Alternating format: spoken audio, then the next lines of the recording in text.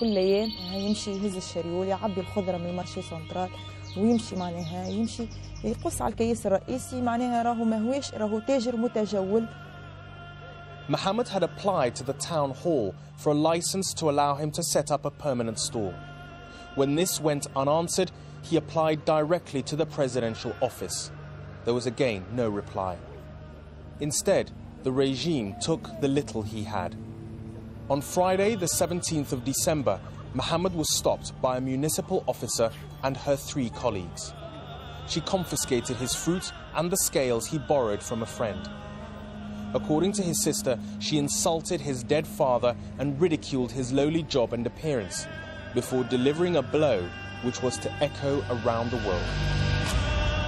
هو حب يحمي الميزان نتاعو ما خليتوش وضرباته بزوز كفوف كي ضرباته بزوز كفوف محمد جاته كالشوك.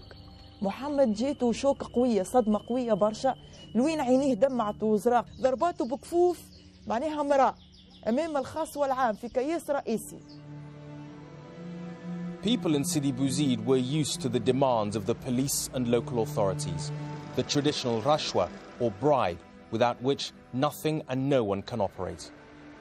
But Mohammed had no money to buy back the confiscated scales. 3 times he went to the town hall to plead for their return, and 3 times he was turned away. At 11:30 a.m. he came back for the last time. خذا معناها واحدة متاع ليسونس وهز الشريول بقية اللي بقاله معناها من السلعة هزها وحتى أمام مقر الولاية وجاب الليسونس صب على روحه طلع على الشريول وصب على روحه كجبد البريكية. The crowd drawn by Mohammed's protest included his cousin Ali, who arrived too late to stop the final act in the tragedy. قام بالتوجه إلى وسط الطريق هنا وسكب عينيه على نفسه البنزين وكان موجود هنا وأحرق نفسه He'd come to petition the government here to ask for some help, but they didn't let him in, and he then went into the middle of the road, put benzene on himself and set himself alight. He was saying that I mean there were few people around, and there was one man with a jacket who tried to put the flames out on Mohammed, but it was too late. It's too late. This is the scene filmed by Ali on his mobile phone moments after Mohammed set himself on fire. Even in these extreme circumstances, manifestations of public discontent in Tunisia were rare, and Ali understood instantly the power of the images he had filmed. لأن نحن كنا واثقين إنه قبل نحتجوا ونضربوا من طرف عوامل الأمن ويقع تفريقنا وما يسمعوناش، لكن بالإعلام هو يمكن إنك توصل أي حاجة. Sidi Bouzid might be geographically isolated, but the internet had wired its residents to the world. At 6:47 p.m., Ali posted the video on his Facebook page.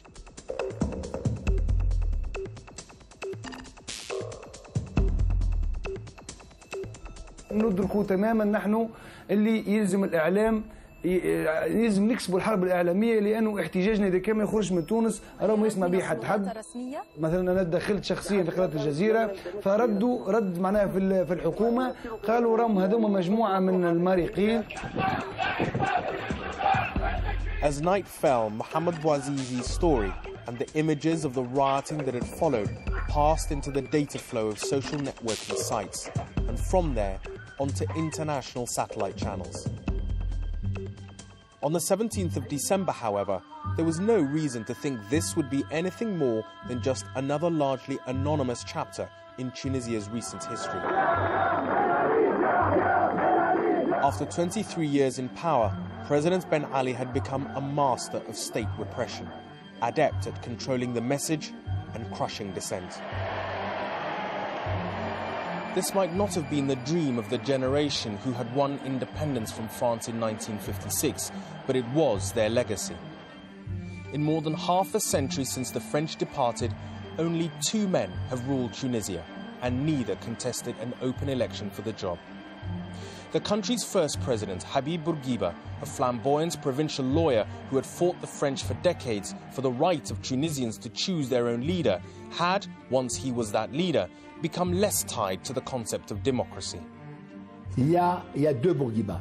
Il y a un Bourguiba réformateur, moderniste, qui a fait le choix volontaire et volontariste de bâtir un État moderne fondé sur la sécularité, sur la séparation des institutions d'État de la religion. Le problème des droits de la femme, du rôle de la femme, de l'égalité entre hommes et femmes, le code du statut personnel est un acquis important. Et il y a eu en même temps le Bourguiba autoritaire, qui ne tolérait aucune critique, qui avait un appétit de pouvoir extraordinaire, qui a estimé que, après tout, la Tunisie, c'est une poussière d'individus. By 1975, after 19 years in power, the second Bourguiba was firmly in control, making himself president for life, formalizing what had long been the reality. La fin du règne Bourguiba a été un naufrage, le naufrage de l'homme. Il y a eu la montée de l'islamisme,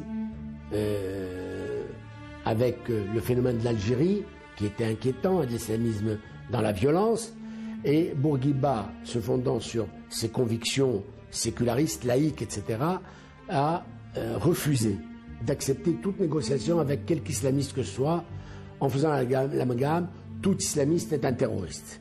Et ça a débouché sur les confrontations des années 80.